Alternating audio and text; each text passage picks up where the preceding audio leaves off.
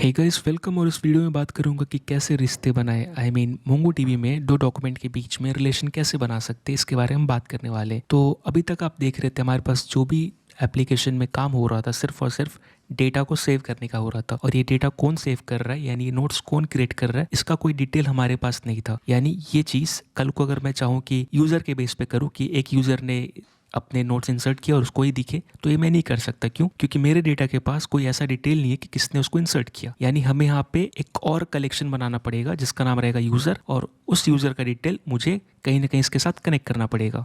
Let's say मैंने collection बना लिया यूज़र नाम से, और मेरे पास अब दो कलेक्शन है, एक यूज़र और एक नोट्स। यूज़र में मेरे पास दो डॉक्यूमेंट है, एक रोहित और एक मोहित, राइट। सो अभी हमें ये सोचना है कि इन दोनों के बीच में, यानी इन दोनों कलेक्शन के बीच में रिलेशन या कनेक्शन कैसे बनाए, ताकि हमें पता चले कि कौन सा नोट किस यूज़र को बिलोंग करता है। ठीक है, तो इसके लिए देखना है कि हमारे पास क्या अप्रोच है। इसके ऊपर अगर आप मोंगोडीबी की डॉक्यूमेंटेशन देखेंगे तो आपको पता चलेगा यहाँ पे दो अप्रोच है। पहला अप्रोच क्या है? एम्बेडिंग। दूसरा रेफरेंसिंग। एम्बेडिंग में क्या होता है? ये बोलता है कि you can directly embed related data with in a document. अब ये जो वर्ड एम्बेड है ये कॉमन टर्म है, इसका मीनिंग इतना ही होता है कि इंक्लूड करना। जैसे कि आपको याद होगा कि आप आई फ्रेम अपने वेबसाइट में या फिर किसी मेन पेज पे चिपका दिया करते थे या स्टोर कर लिया करते थे, राइट। तो उसका मीनिंग यही होता है अपने साथ इंक्लूड करना। तो ये कह रहा है you can directly include related data with in a document. ठीक है, यानी अपने डॉक्यूमेंट में उस तरह का डेटा सेव कर लीजिए। This is useful when related data is small. इसका मतलब कि आपका अगर डेटा स्मॉल है और फिर ज़्यादा चेंज नहीं होता, यानी डजेंट चेंज फ्रिक्वेंटली, तो ये अप्रोच सही है। इसका एग्जाम्पल यहाँ पे हम देख सकते हैं। ये जो कलेक्शन है इसमें दो तरह का डेटा है, एक तो यूज़र का, दूसरा पोस्ट का। आप देख सकते हैं यहाँ पे आईडी है, नेम, ईमेल है, और इस यूज़र के रिलेटेड जो पोस्ट है यहाँ पे इस एरे में रखा हुआ है। अब आपको पता है कि हर तरह का डेटा टाइप आप रख सकते हो, राइट, अपने मोंगोडीबी में। यानी बेसिकली उसका जो फॉर्मेट क्या होता है, बीसन होता है, बाइनरी जेसन। तो आप यहाँ पे पोस्ट की है और उसका डेटा टाइप क्या है? एरे है, ठीक है। और इसके अंदर आप मल्टीपल ऑब्जेक्ट रखे हुए हो। अब ये यूज़र जितना पोस्ट करेगा यहाँ पे स्टोर होता जाएगा। और अगर मैं इस डॉक्यूमेंट की बात करूँ तो ये बोलता है कि ये तभी यूज़फुल है जब हमारा रिलेटेड डेटा स्मॉल है और डज नॉट चेंज फ्रिक्वेंटली, अक्सर चेंज नहीं होता।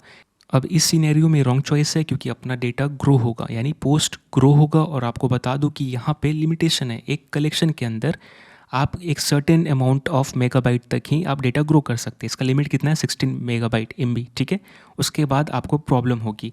पहला साइज़ का प्रॉब्लम हो जाएगा, ठीक है, क्योंकि आपको नहीं पता यूज़र कितना नोट पोस्ट करेगा। 5 साल तक करा तो फिर आप सोचिए क्या होगा। दूसरा चीज़ क्या है? Atomic update. अब ये प्रॉब्लम क्यों है? क्योंकि ये पोस्ट है और इसके अंदर ही सब डेटा है, तो आप जाहिर सी बात है किसी न किसी को अपडेट करते रहोगे।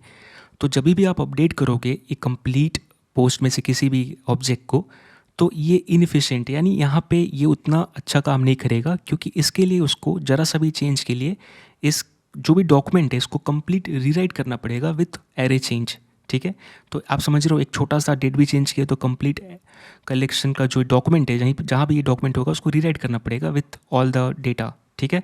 तीसरी चीज़ है क्वेरी। अगर इसमें आप क्वेरी करना चाहोगे कि मुझे सर्टेन रेंज ऑफ डेट से डेट तक डॉक्यूमेंट चाहिए, तो उसमें भी आपको बहुत प्रॉब्लम हो सकती है, आपको कॉम्प्लेक्स क्वेरी लिखना पड़ेगा। और उसके बाद है डेटा एक्सेस का, यानी सिर्फ आपको, मान लो एक ऐसा सिनेरियो है जहाँ पे आपको सिर्फ पोस्ट एक्सेस करना है किसी भी यूज़र का। यहाँ पे एक ही यूज़र है, लेट्स से अपने पास 15 यूज़र, 20 यूज़र, 100 यूज़र है, उसके मल्टीपल पोस्ट है। और लेट्स से मुझे पूरा का पूरा पोस्ट एक्सेस करना है या फेच करना है, तो आप विदाउट यूज़र तो पूरे पोस्ट एक्सेस नहीं कर पाओगे, क्योंकि ये पूरा का पूरा पोस्ट यूज़र के अंदर है, राइट, कलेक्शन के अंदर है। तो इसके इतने सारे प्रॉब्लम है।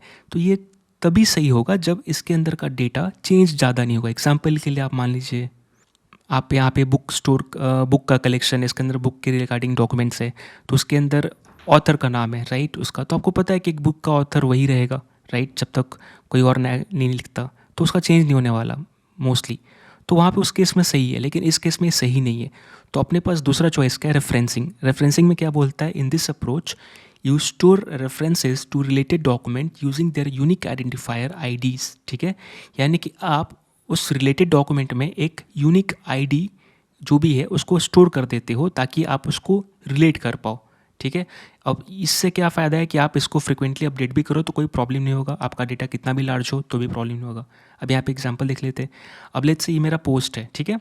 अब ऐसे मेरे पास 1000 पोस्ट है, तो मैं किसी भी इंडिविजुअल पोस्ट को रीच आउट कर सकता हूँ, क्योंकि ये कलेक्शन के अंदर डॉक्यूमेंट रहेगा। तो इतने सारे मेरे पास डॉक्यूमेंट है, किसी को भी मैं इंडिविजुअली फेच कर सकता हूँ। उसके साथ मैं क्या कर रहा हूँ, ये यूज़र आईडी अटैच कर रहा हूँ, ठीक है। यहाँ पे मैंने वन एग्जांपल दिया है, लेकिन अपना यूज़र आईडी आपको पता है कैसा रहता है। यहाँ पे आप देख सकते हो ऐसा रहता है, राइट। सॉरी, यूज़र आईडी नहीं, अपना यूनिक आईडी, ऑब्जेक्ट आईडी ऐसा रहता है। तो मैंने एग्जांपल के लिए आपके बताना चाहा, तो आप देख रहे हो कि मैंने क्या किया। इस केस में मेरा यूज़र आईडी क्या था, वो 1 था। तो अब मैंने क्या किया, मैंने एक कलेक्शन के अंदर नया डॉक्यूमेंट बनाया, उसके अंदर पोस्ट जो है वो सेव कर रहा, साथ में यूज़र आईडी भी सेव कर रहा, ठीक है। ये यूज़र आईडी किसको बिलोंग करेगा, उस यूज़र को। यानी कि यहाँ पे आप देख सकते हो कि मैं किसके बेस पे कनेक्ट कर पा रहा हूँ दोनों को, इसके बेस पे। तो मैं इसका जो आईडी है, ये आईडी को मैं यहाँ पे सेव कर लूँगा। लेट्स से मैंने यहाँ पे नाम दे दिया यूज़र आईडी, और यहाँ पे जो भी इसका डेटा टाइप ऑब्जेक्ट आईडी, और इसके अंदर मैं इस आईडी को रख लूँगा, ठीक है। तो अब क्या होगा कि ऐसे मैं किसी भी डॉक्यूमेंट को रीच आउट कर सकता हूँ, उसको फेच कर सकता हूँ बिना यूज़र के डिपेंडेंसी, राइट। और इसको चाहे तो आप रिलेट कर सकते हो। जस्ट इसके पहले हमने सीक्वल पढ़ाई करी थी, राइट। अगर आपको याद होगा तो सीक्वल में हम वहाँ पर भी रिलेशनशिप इस्टेब्लिश कर रहे थे, ठीक है। तो इस केस में आप देख सकते हो कि हम यहाँ पे क्या करते थे। ये मेरा यूज़र टेबल है, राइट। यहाँ पे मेरा टेबल है, और हम मोंगोडीबी में कलेक्शन बोलते हैं। उसके अंदर यहाँ पे टेबल के अंदर रो है, तो हम वहाँ पे डॉक्यूमेंट बोलते हैं। तो आप देख सकते हो कि मैंने क्या किया, हमारे पास यूज़र टेबल है, पोस्ट टेबल है। अब किस यूज़र का कौन सा पोस्ट है, इसके लिए मैंने क्या किया, यहाँ पे एक यूज़र आईडी स्टोर किया, राइट। ये फॉरेन की है, यानी ये किसी और का की है। अब यहाँ पे 1 2 किसका है, ये 1 2 ये आईडी है, राइट। ये राइट। तो मुझे पता चल जाएगा कि किस यूज़र का कौन सा पोस्ट है। मैं किसी भी रो को डायरेक्टली फेच कर सकता हूँ, राइट। तो आप यहाँ पे भी काइंड ऑफ क्या हम रेफरेंस यूज़ कर रहे हैं दूसरे टेबल का, यानी यूज़र का यहाँ पे। तो ये दोनों को आप रिलेट कर सकते हो ऐसे। और यहाँ पे देखा जाए तो दोनों के अपने अपने एडवांटेजेस हैं, राइट। लेकिन हमारा जो केस है, इस केस में हमारे लिए यही सही होगा कि मैं यहाँ पर जो भी यूज़र क्रिएट करूँगा, उसका यहाँ पे जब भी मैं ऐड नोट करूँ तो उसका यूज़र का आईडी सेव कर लूँ, राइट, ताकि किस यूज़र का नोट है मैं पता कर पाऊँ। तो इसको हम आगे करने वाले हैं,